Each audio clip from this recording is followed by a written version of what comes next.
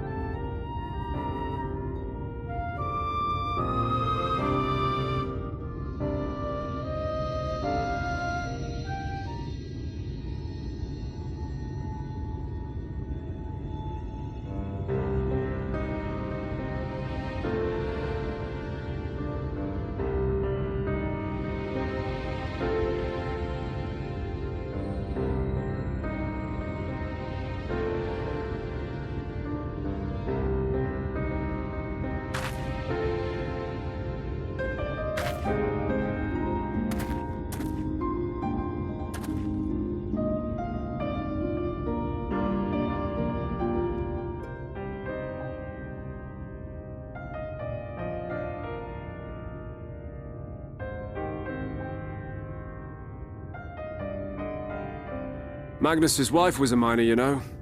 Greatest prospector there ever was. When the golem heart started failing, she was the first to head out in search of more.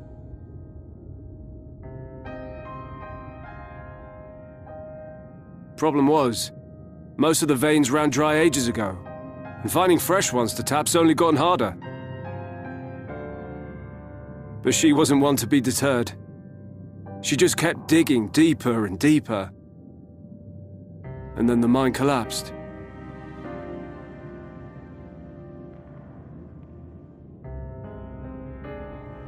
We labored day and night to clear away the rubble, but it took us 2 months to find her. To find her body.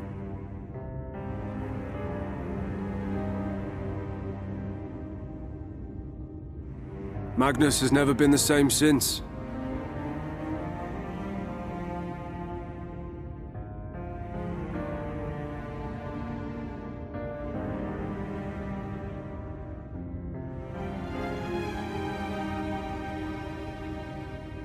Where is he, if you don't mind my asking?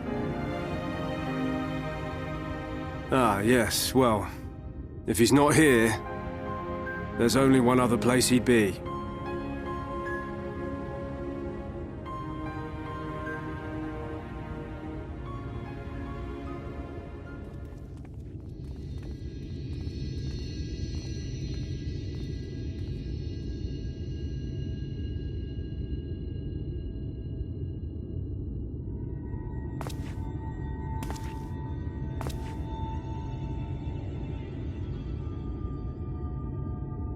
What? Oh, you again. How many times must I tell you? The trolley won't run! We'd be better off dismantling the damn thing and selling the parts for scrap. Now, piss off back to wherever you came from. And don't let me catch you around here again.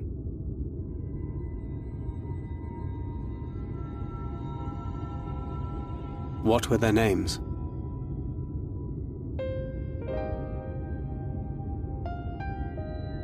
My son was named Skuli. My wife, Agna.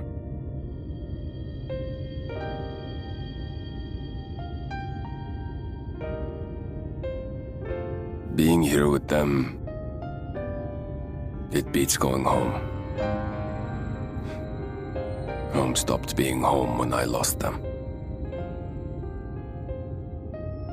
I thought to try and drown my sorrows, but somehow, the bottle's never deep enough. No bottle is. Believe me, I know. You've lost someone too?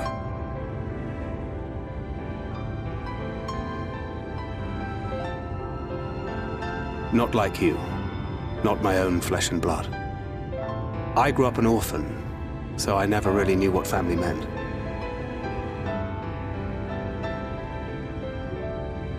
Not until I met a man who offered to take me in and make me his pupil.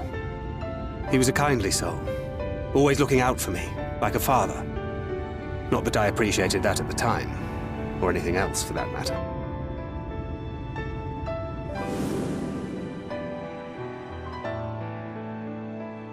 But I finally had a family. And then I robbed a young girl of hers.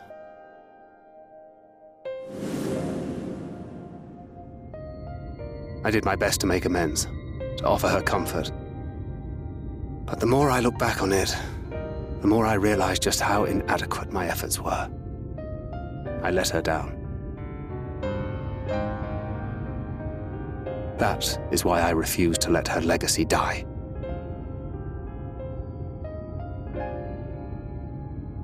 In the end, all we can do is press on, for those we have lost, for those we can yet save.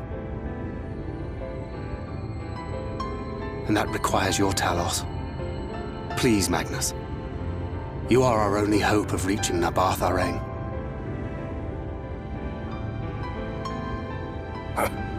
What rubbish.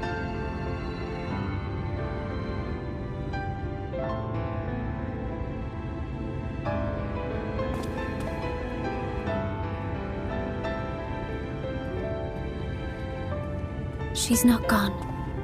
No matter what you say or believe, she's not.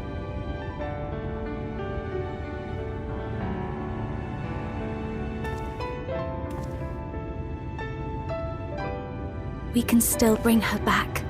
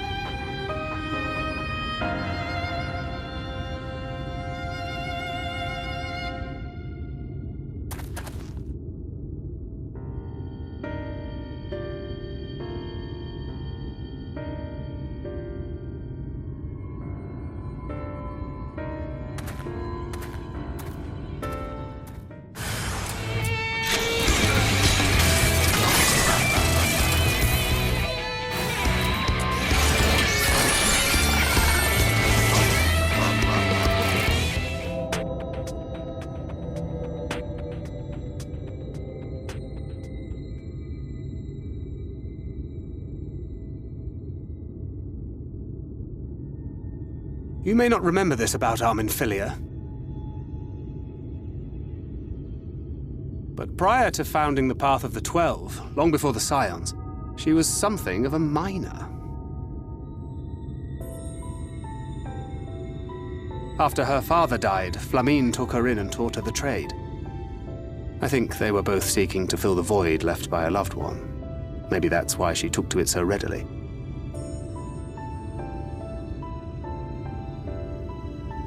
Back in those days, I spent most of my time in the Quicksand, or some other tavern, loosening tongues and gathering secrets. Occasionally, I'd catch a glimpse of her in the street, on her way home after another hard day's work. I always felt a wave of relief when I saw she'd come back safe, along with a pang of guilt at the fact I wasn't there to support her as I should have been. Simply speaking with her more than once in a blue moon would have been a good start, but I could never bring myself to do it. Instead, I threw myself into my work and became every drunkard's best friend.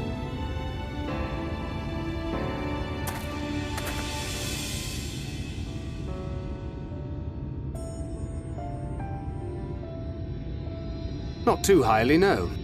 She once called me a wine-sodden wharf rat, which wouldn't have been half as galling had it not been so accurate. But that was a lifetime ago. Here and now, I have another chance to do things right, and I will not squander it again. Hey! Come and see what I found! You're not going to believe this!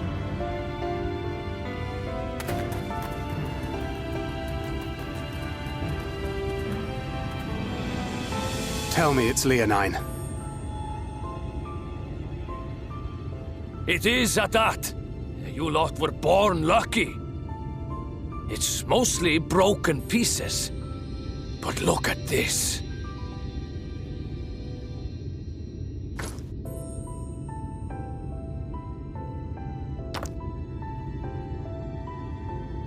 This is a rather fine specimen. It's been decades since we found anything approaching this big. But that's not all. There's an engraving on it. Ah, these scratches here. They're a little hard to make out. To my beloved Magnus and Schoolie.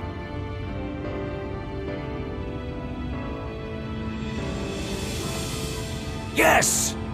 Do you see? It was a gift to Magnus from his wife. She found it. She really found it. She must have spent her final hours carving this message into the stone, in the hope that he might see it one day. Those rock-backed bastards must have made off with it before we could clear a path to her.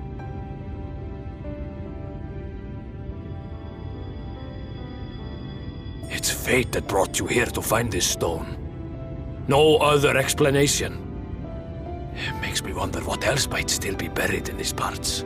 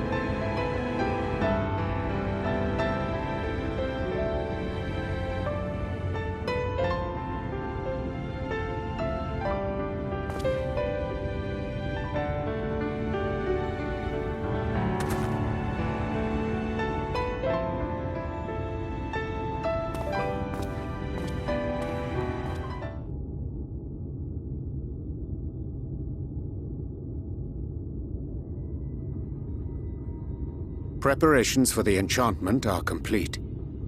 When the heart hath been suffused with a sufficient quantity of ether, the golem should be restored to life.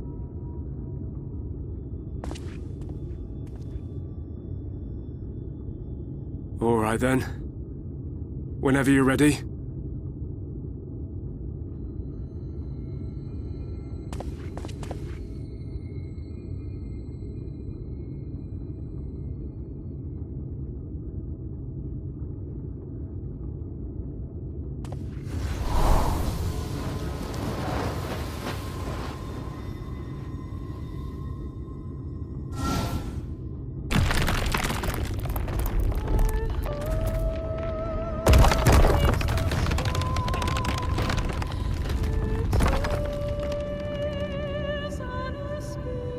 It's working! It's working!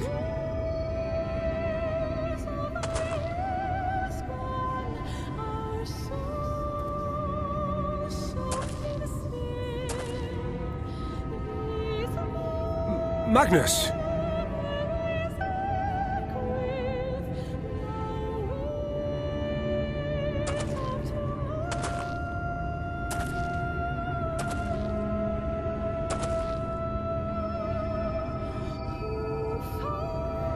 You left me for this? This wretched heap of stone and rubble?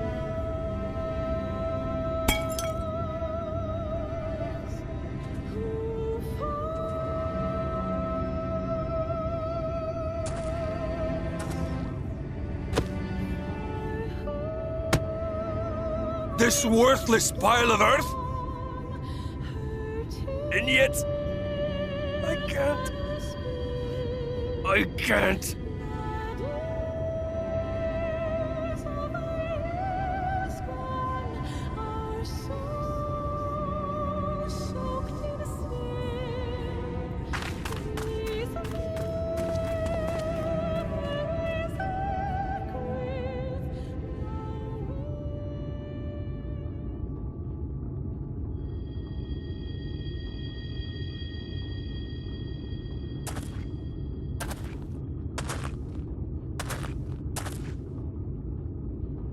What troubleth thee, child? I shouldn't be here. I don't deserve to be. I don't deserve any of the things you've done for me. I'm just a burden, helpless and hopeless.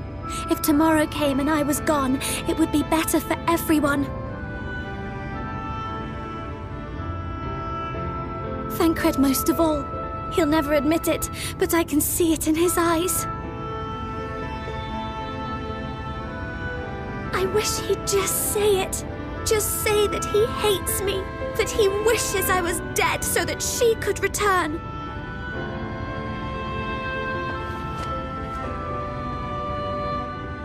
None of this is thy doing, child. 'Twas I who set the oracle on her path unto the first. I who condemned you all to suffer these torments. 'Tis my sin alone, and one that will haunt me unto my dying day.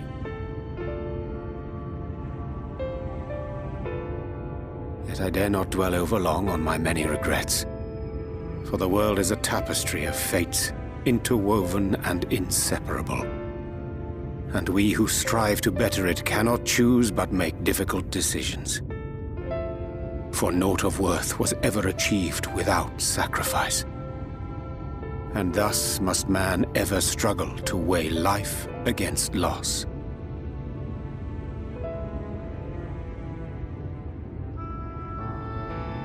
The one for whom thou mournest beareth no grudge. Were she here, she would not suffer thee to languish in sorrow. She would tell thee to seek thine own path, thine own purpose. It is a truth which I myself was slow to learn. Yet a truth it remaineth. Thou needst but have faith, and all will be well.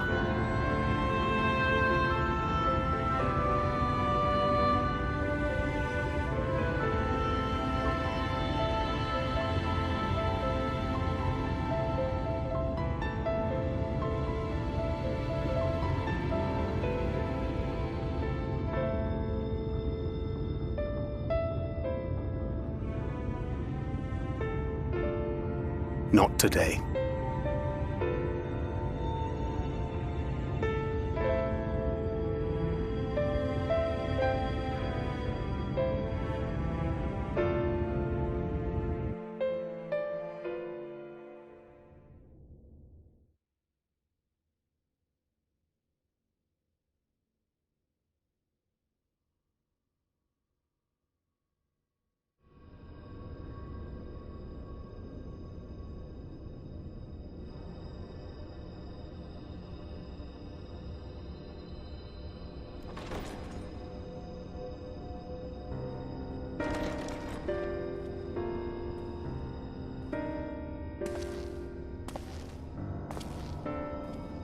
To what do I owe the pleasure that is your extended stay? Oh, to the tediousness of our hero's present endeavors. That and the insufferable abundance of light in Areng. I should be glad to keep my distance. Oh, I'm rather fond of sleep, you know. It's a wonderful way to pass the time. Not that my compeers would agree, mind you. Always on the move, the lot of them.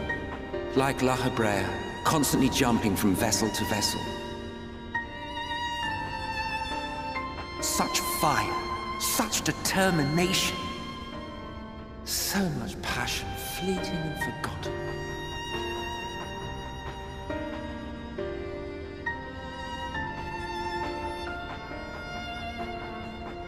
Come to think of it, Exarch, I don't believe I've ever seen you retire to your chambers for so much as 40 winks. However do you keep your eyes from closing?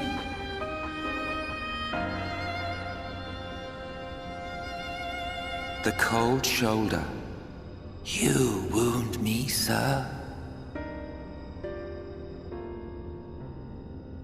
Always so guarded in our every interaction. Interactions you curiously refrain from sharing with the Scions and their champion.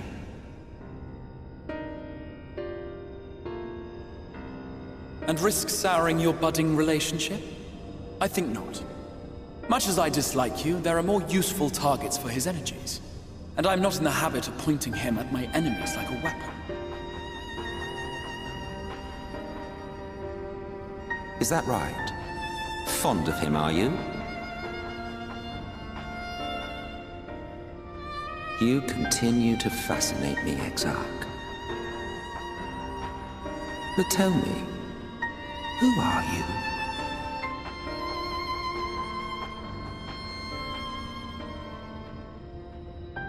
The once great nation whose ingenuity gave birth to this tower was shaped by my hand. As such, I know full well the wonders it can facilitate and those it cannot. There is nothing in these walls which could have aided you in summoning our dear friend across time and space. Much less in possession of his mortal flesh, not even I could have performed such a feat. I see. You had a hand in Allag as well.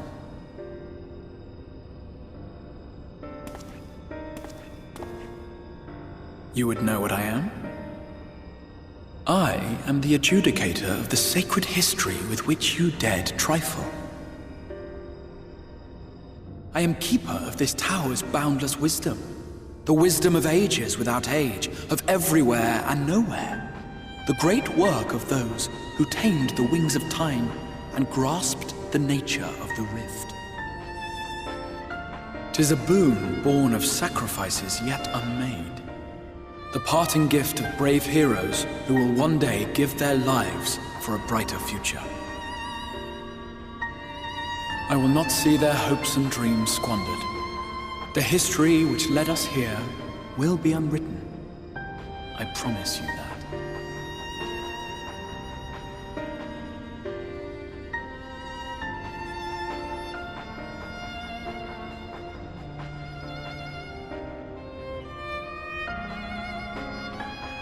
Well, it seems we're both eager to fulfill our duties then.